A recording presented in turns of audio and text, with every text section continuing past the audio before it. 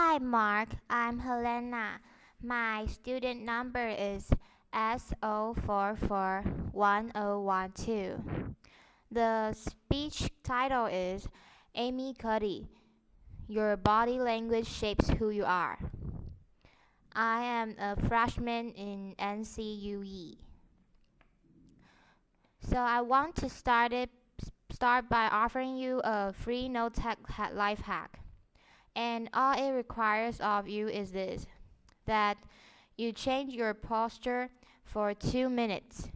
But before I give it away, I want to ask you to right now do a little audit of your body and what you're doing with your body. So how many of you are thought of making yourself smaller? Maybe you're hunching, crossing your legs, maybe wrapping your ankles. Sometimes we hold onto our arms like this. Sometimes we spread out. I see you. So I want you to pay attention to what you're doing right now. We are going to come back to that in a few minutes. And I'm hoping that if you learn to tweak this a little bit, it could significantly change the way your life unfolds. So we're really fascinated with body language, and we're particularly interested in other people's body language. We're interested in an awkward interaction or smile or contemptuous, contemptuous glance, or maybe a very awkward wink, or maybe even something like a handshake. Here they are arriving at number 10. This lucky policeman gets to shake hands with the President of United States. Here comes the Prime Minister. Oh no. So a handshake or the lack of handshake can have us talking for weeks and weeks and weeks. Even the BBC and the New York Times. So obviously, when we think about nonverbal behaviors or body language, but we call them nonverbals as social scientists. It's language. So we think about communication. When we think about communication, we think about interactions. So what is your body language communicating to me? What's mine communicating to you? And there's a lot of reason to believe that this is a valid way to look at this. So social scientists have spent a lot of time looking at the effects of our body language or other people's body language on judgments. And we make sweeping judgments and inference from body language. And those judgments can predict really meaningful life outcomes, like who we hire or we promote, who we ask out on a date. For example, Nalini Ambady, a researcher at Tufts University, shows that when people watch 30-second soundless clips of real physician-patient interaction, their judgments of the physician's niceness predict whether or not that physician will be sued.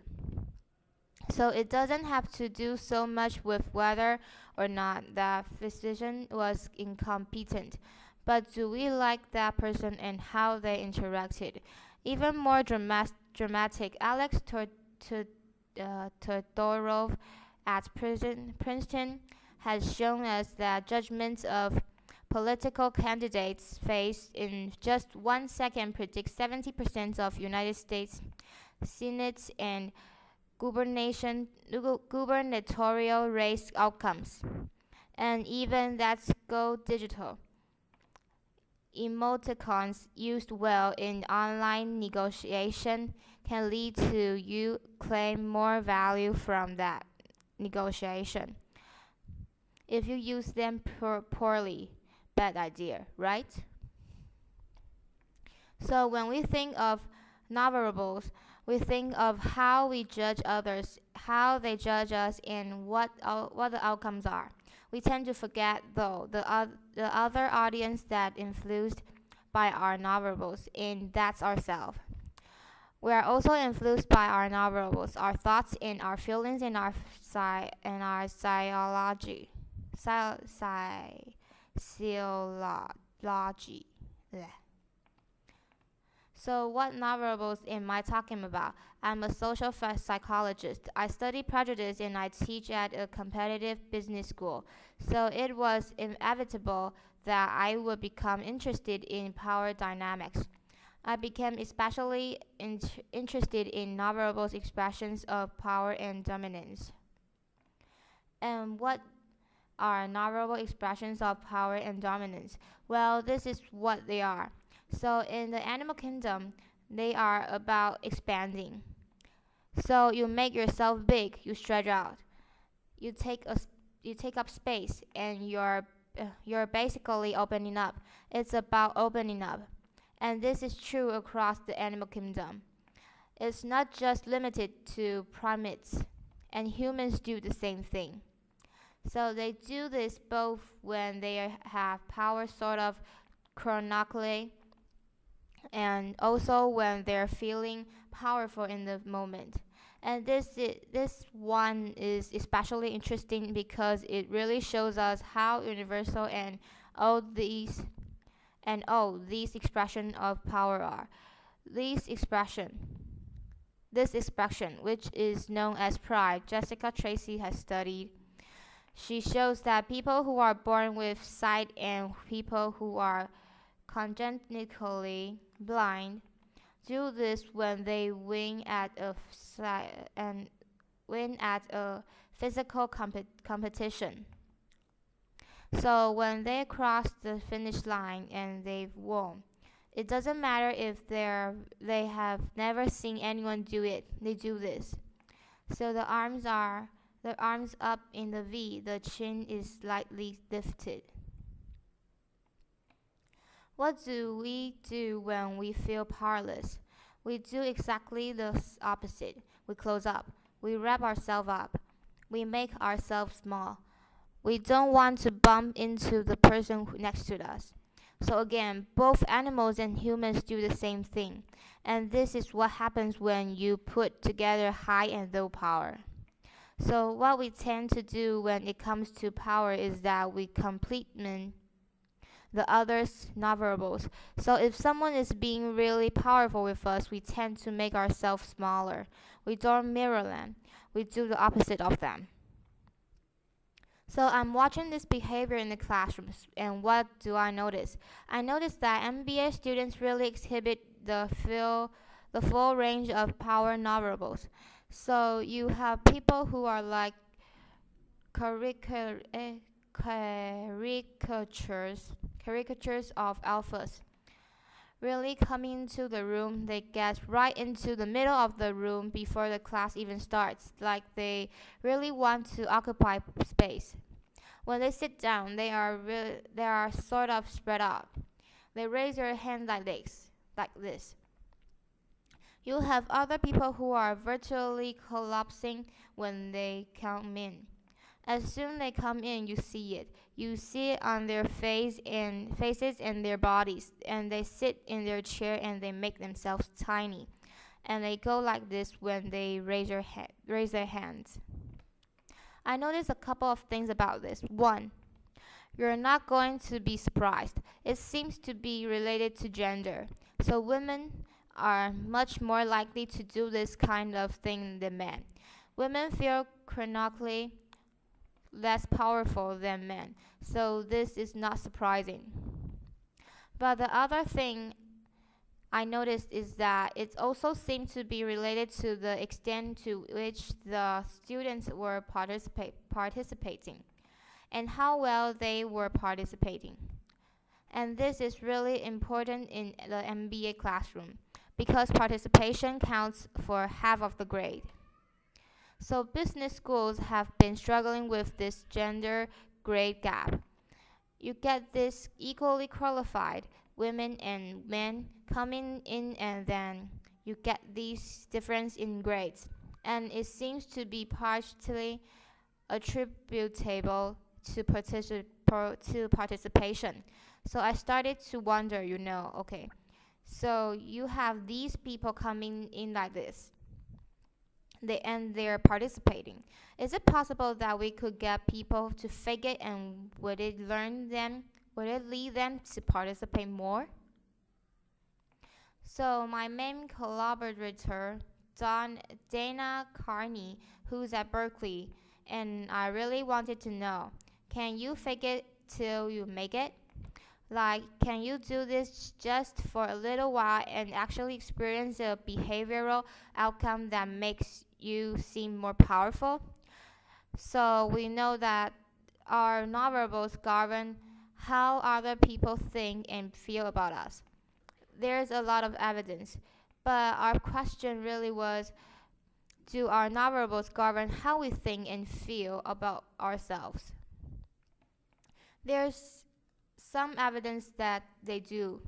So, for example, we smile when we feel happy, but also when we're forced to smile by holding a pen in our teeth like this. It makes us feel happy. So it goes both ways. When it comes to power, it also goes both ways. So when you feel powerful, you're more likely to do this. But it's also possible that when you pretend to be powerful, you are more likely to actually feel powerful. So the second question really was, so we know that our minds change our bodies, but is it also true that our bodies change our mind? And when I say minds, in the case of the powerful, what am I talking about? So I'm talking about thoughts and feelings and the sort of psychological things that make up our thoughts and feelings. And in my case, that's harmonies. I look at harmonies. So what do the minds of the powerful versus the powerless do like? So powerful people tend to be, not surprisingly, more assertive and more confident, more optimistic. They actually feel they are going to win, and even at games of chance. They also tend to be able to think more abstractly. So there are a lot of difference. They take more risks. There are a lot of differences between powerful and powerless people. Psychologically, there also are differences on two key hormones: testosterone, which is dominance hormone, and cortisol, which is the stress hormone. So what we find is that high power alpha males in primates hierarchies have high testosterone and low cortisols, and powerful and effective leaders also have high testosterone and low cortisols. So what does that mean? When you think about power, people tended to think only about testosterone because that was about dominance. But really, power is also about how you react to stress. So do you want the high power leader that's dominant, high on testosterone, but really stress reactive? Probably not, right? You want the person who's powerful and assertive and dominant, but not very stress reactive. The person who's laid back. So we know that in primate hierarchies, if an alpha needs to take over, if an individual needs to take over an alpha role start off suddenly within a few days, that individual's testosterone has gone up significantly and his cortisol has dropped significantly. So we have this evidence both that the body can shake the mind, at least at the facial level, and also that role changes can shape the mind. So what happens? Okay, you take a role change. What happens if you do that at a really minimal level, like this tiny manipulation, this tiny intervention for 2 minutes, you say? I want you to stand like this, and it's going to make you feel more powerful. So this is what we did. We decided to bring people into the lab and run a little experiment, and these people adopted. For 2 minutes, either high power poses or low power poses. And I'm just going to show you 5 of the poses, although they took only 2. So here's one, a couple more. This one has been dubbed the Wonder Woman by the media. Here are a couple more. So you can be standing or you can be sitting. And here are the low power poses. So you're folding up and you're making yourself small. This one is very low power. When you're touching your neck, you're really protecting yourself.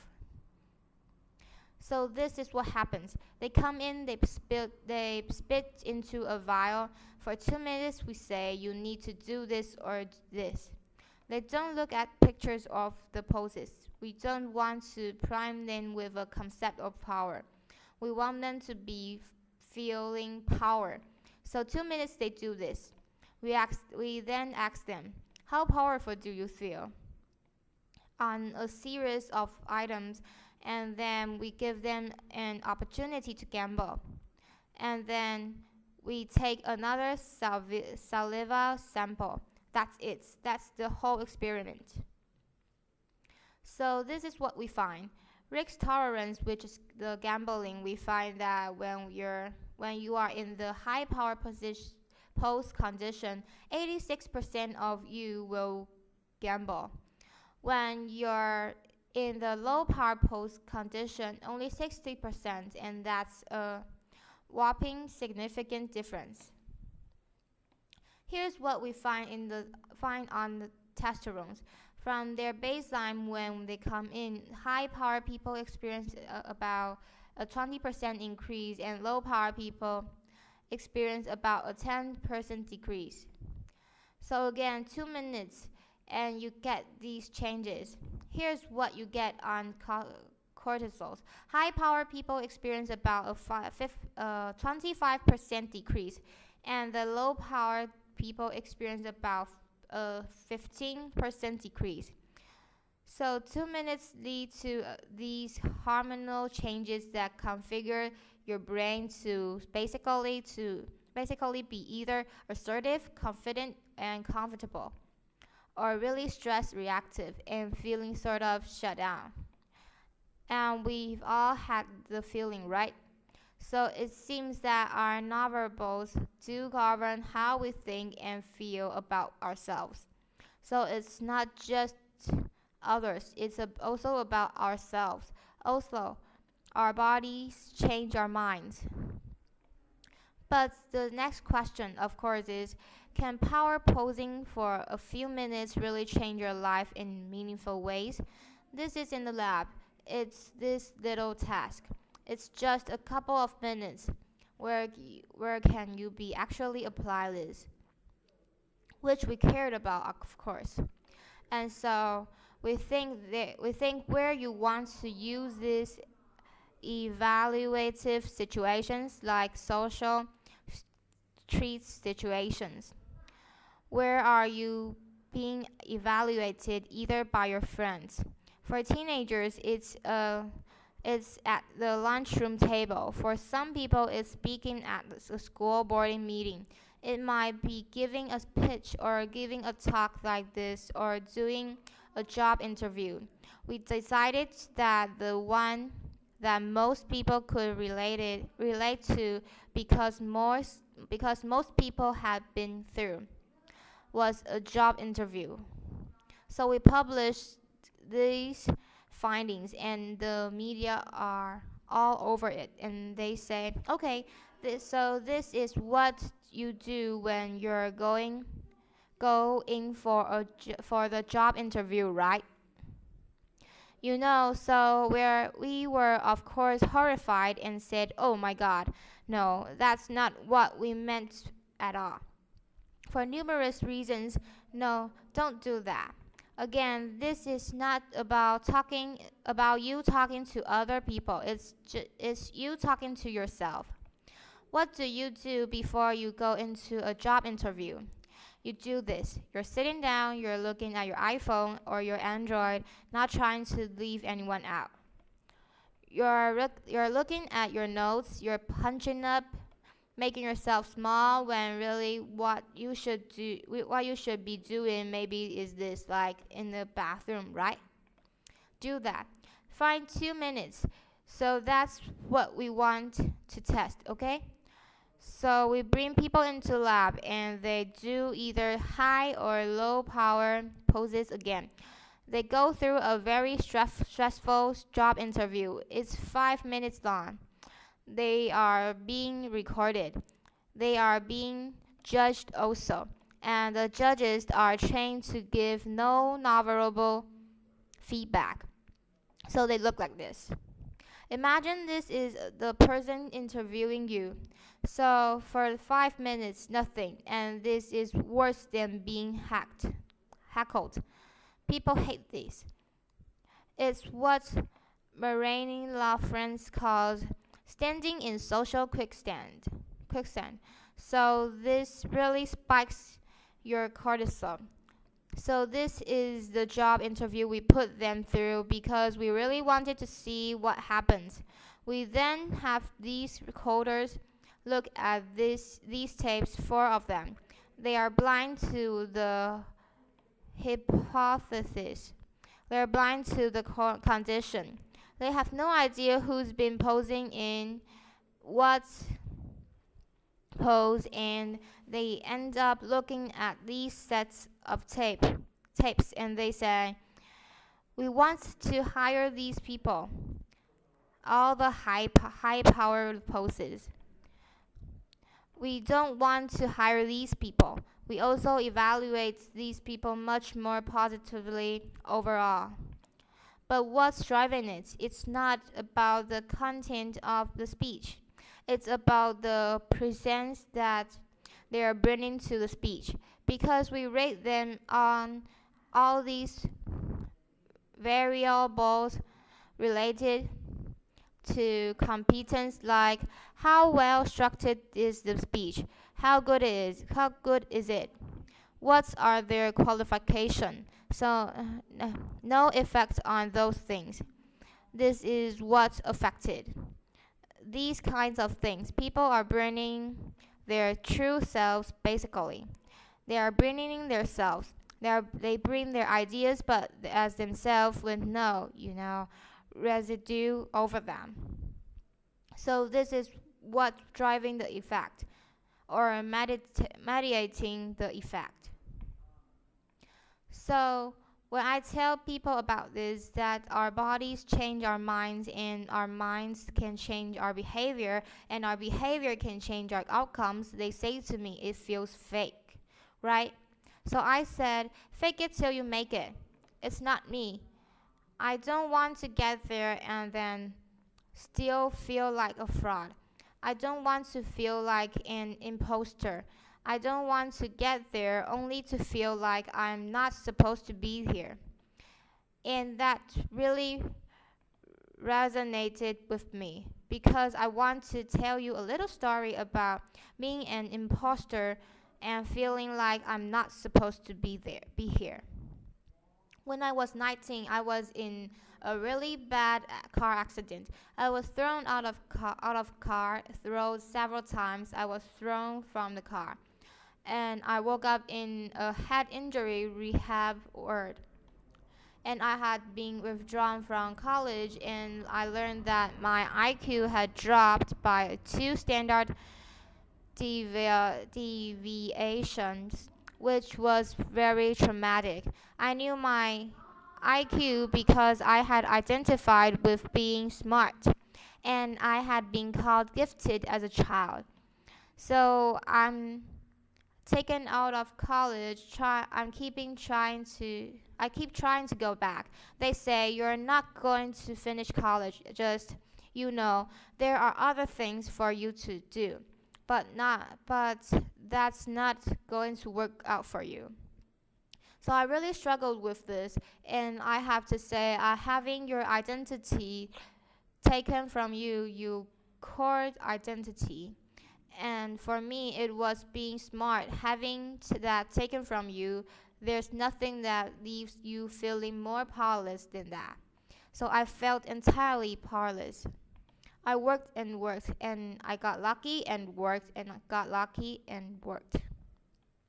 Eventually, I graduated from college. It took me 4 years longer than my peers, and I convinced someone, my angel advisor, Susan Fisk, to take me on. And so I ended up at Princeton, as I was like, I'm not supposed to be here. I'm an imposter. And the night before my first year talk, and the first year talk at Princeton is a 20-minute talk to 20 people. That's it. I was so afraid of being found out the next day that I called her and I said, I'm quitting. She was like, you're not quitting because I took a gamble on you and you're staying. You're going to stay, and this is what you're going to do. You are going to fake it. You are going to do every talk that you will ever get asked to do. You're just going to do it and do it and do it.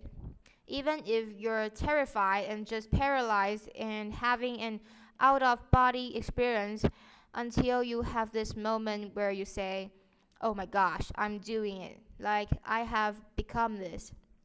I'm actually doing this. So that's what I did. 5 years in grad school, a few years, I'm at Northwestern. I moved to Harvard, and I'm at Harvard, and I'm not really thinking about it anymore. But for a long time, I had been thinking it's not supposed to be here.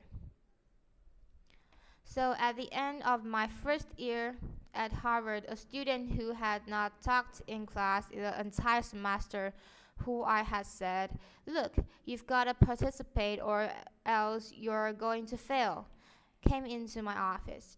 I really didn't know her at all. She came in totally defeated, and she said, I'm not supposed to be here. And that was the moment for me, because two things happened. One was that I realized, oh my gosh, I don't feel like that anymore. I don't feel that anymore, but she does, and I get that feeling. And the second was, she is supposed to be here, like she can fake it and she can become it. So I was like, yes, you are. You're supposed to be here, and tomorrow you're going to fake it. You're going to make yourself powerful, and and you're going to go into the classroom and you're going to give the best comment ever. You know? And she gave the best comment ever. And people turned around and were like, oh my god, I didn't even notice her sitting there. She comes back to me months later, and I realized that she had not just faked it till she made it. She actually faked it till she became it. So she had changed. And so I want to say to you, don't fake it till you make it. Fake it till you become it. Fake it till you become it. Do it enough until you actually become it and internalize. The last thing I'm going to leave you with is this. Tiny tweaks can lead to big changes. So this is 2 minutes. 2 minutes, 2 minutes, 2 minutes. Before you go into the next stressful evaluative situation, for 2 minutes, try doing this. In the elevator, in a bathroom stall, at your desk behind closed doors. That's what you want to do. Configure your brain to cope the best in that situation. Get your testosterone up. Get your cortisol down. Don't leave that situation feeling like, I didn't show them who I am. Leave that situation feeling like, I really feel like I got to say who I am and show who I am. So I want to ask you first, both to try power posing And also, I want to ask you to share the science because simple. Because this is simple. I don't have ego involved in this. Give it away. Share it with people because the people who can use it the most are the ones with no resources and no technology and no status and no power. Give it to them because they can do it in private. They need their bodies, privacy, and 2 minutes, and it can significantly change the outcomes of their lives. Thank you.